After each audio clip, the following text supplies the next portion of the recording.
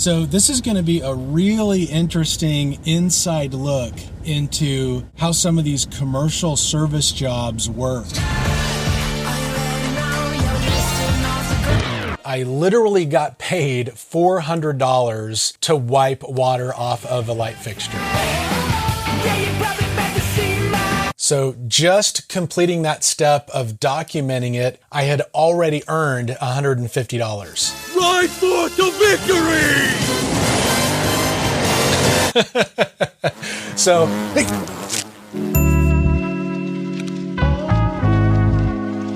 this is going to be a really interesting inside look into how some of these commercial service jobs work, because I'm getting ready to go on one. And this is something I learned just from being somebody out there that offers a handy person service, odd jobs service. So since I took a few extra steps to be a business and not just some random person, what that opens up the possibility for is for all different kinds of people and other businesses to contact you. Now, I usually like to work directly for homeowners. It's been the simplest way that I have found to just go in, get paid for the job. The person typically appreciates your service. They're willing to pay for it. It's worth it to them. But something else that has happened is I will occasionally get calls from these businesses that are almost kind of like shells of businesses that offer service call work for commercial properties. And what I've learned is there's lots of businesses that are basically just set up as a call center, and the business develops these relationships with these commercial properties. And then when an issue comes up, the call center basically just contacts a local person. In this case, that was me, that actually does go out and do the work. It doesn't seem like the businesses that are set up this way actually have any service people of their own. They're basically just a call center that calls other businesses that actually go and do the work. And these call centers have very limited information. They're usually people on the phones that don't even necessarily understand the work very much themselves. They've just kind of been told the problem, and I'm sure it's set up where they get some kind of commission in some way or something. And so when I very first got one of these calls, I was very hesitant, like, what is this? Like, what are you talking about? And making sure it wasn't some kind of spam or scam. And I definitely think there still are things out there that are scams. And so there is honestly a level of trust that you're taking in just going out and doing one of these jobs like this. But all the information I knew was that we need a water diversion kit, there's a leak, and we need to set up a water diversion kit. And the person speaking, they don't even really know what that means. I had to look that up the first time I got a call about something like that.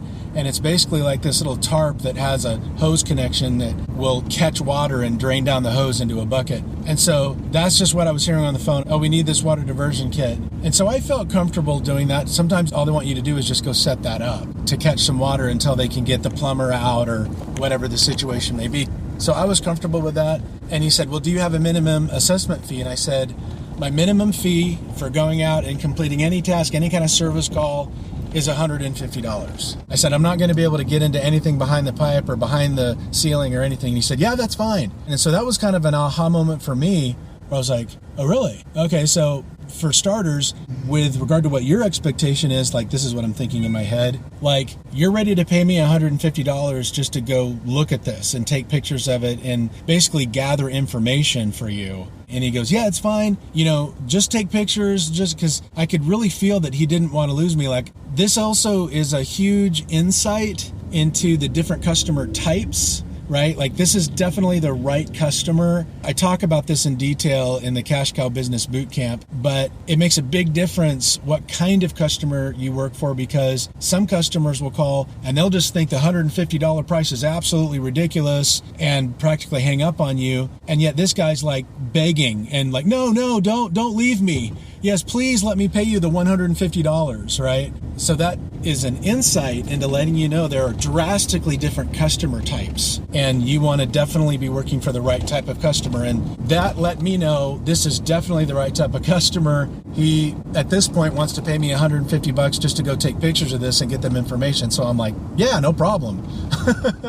So my plan going into this is I'm going to take the pictures, get in the information, get my $150, And it's a Sunday today, so the water diversion kit is not something I would even be able to get till tomorrow. The places that sell it are closed. And so I may end up just going and buying a big trash bucket and charging for it to go get that, just to solve that level of the problem today. And then maybe tomorrow go and set up a proper water diversion kit.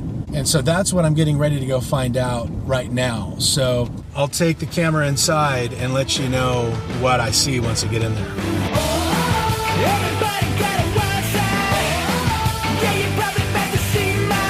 So just so you know how hilarious all of this is, I'm here. There are many different stores here, and he still hadn't texted it to me. He said, "I'm getting you the name, sir."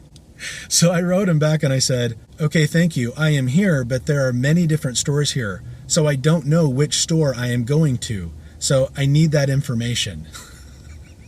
You would think that these big commercial jobs, they all got their act together. No. I mean, this should tell you how very loose all of this is, the way this is being set up and done behind the scenes, that you would never think it would be this way. But it is. Here I am. So I'm going to try to look up the address and see if it actually says what it is. He just texted me and now I know what it is. I'm going to keep the store name private, but I can see it now. So here we go. Let's see what happens next.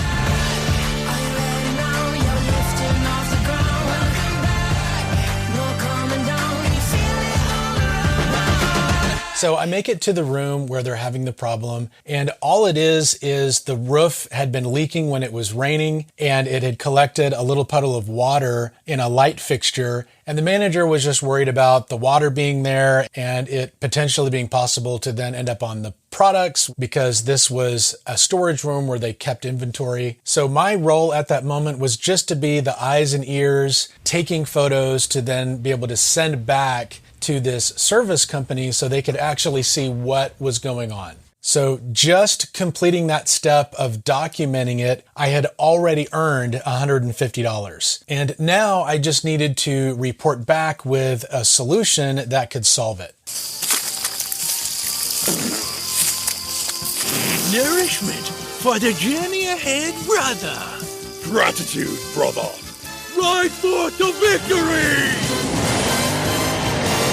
So anytime you're doing work on behalf of one of these third-party companies, you have to get every stage of the process approved and documented. So I then called the representative and I let him know the store manager actually did not want to have a water diversion kit installed up there because he felt it was going to be in the way. Also, it wasn't an ongoing active drip that needed to be managed with a diversion kit. The manager just wanted the puddle of water cleaned out of the light fixture. So I let the representative know for $250, which was going to be on top of the $150, which was just the inspection fee, I could go purchase some towels and some tarps and get a ladder up there and clean that out. And the representative didn't hesitate at all. He immediately approved that. So then it was just a matter of heading up to Home Depot and purchasing the supplies.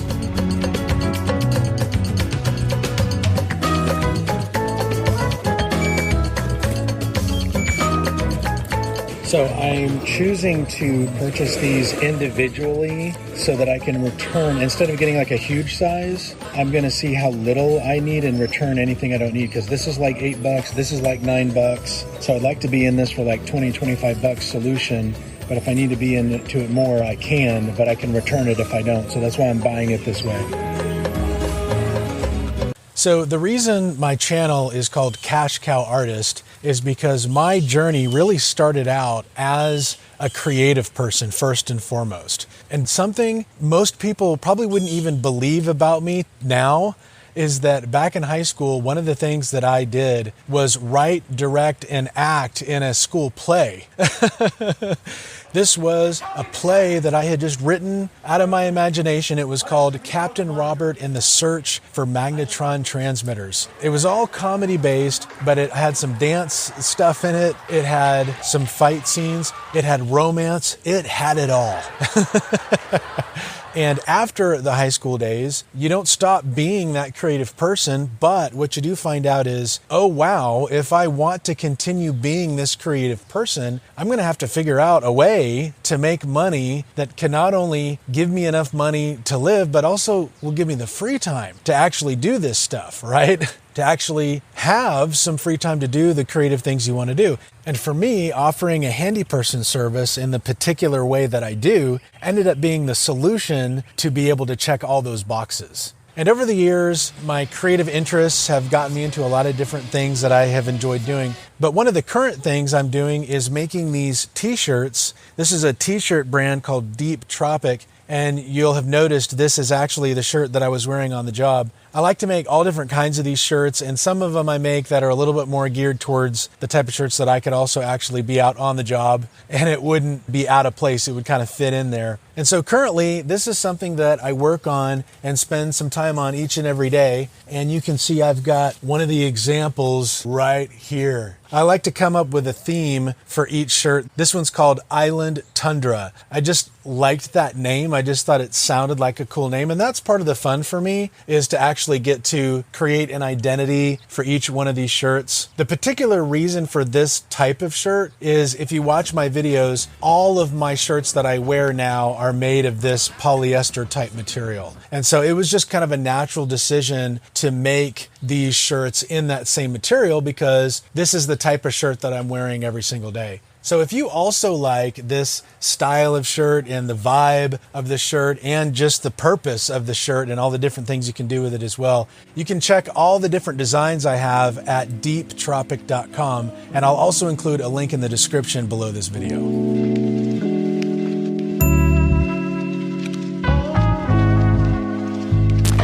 So now I had the supplies, I was headed back to clean out the water, and I actually have never unlatched one of those light fixtures before. So not wanting to look like an idiot, I literally in my truck just pulled up YouTube.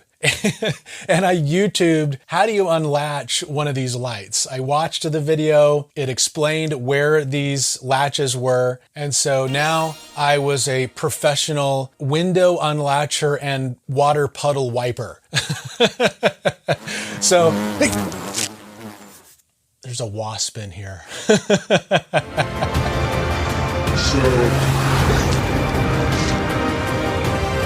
So I first set up a tarp where I thought the water might fall, and I lowered the light fixture as little as I could just to reach a towel up in there. Some water did end up falling out of there, and I literally just took some paper towels and wiped up the water. Literally that fast, literally that simple.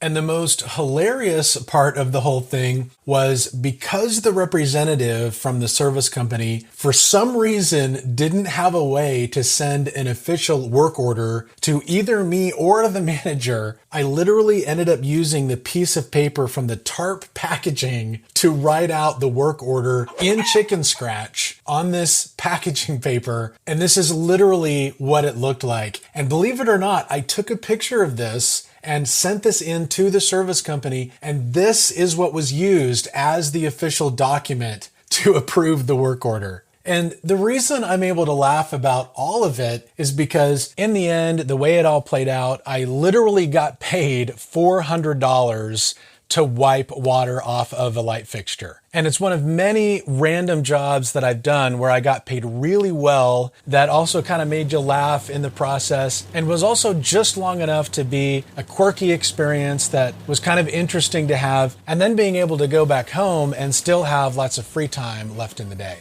So that wraps up today, and if you're interested in living this same type of lifestyle, I'll put a link below to a free series I created that shows how to offer a high-income service business in a very chill and laid-back way. Otherwise, thanks for hanging out with me today, and make sure to subscribe to see the next video where I got paid $250 to go out to a rural town and replace a doggy door at a home that had this really charming and relaxing layout, and decided to do a little sightseeing along the way, in which I found a giant whale in the middle of a lake, a local museum, lots of cool little buildings, and stopped by the casino to check it out and help myself to a complimentary soda at the free drink station. To come along with me, you can click right here to watch that video next.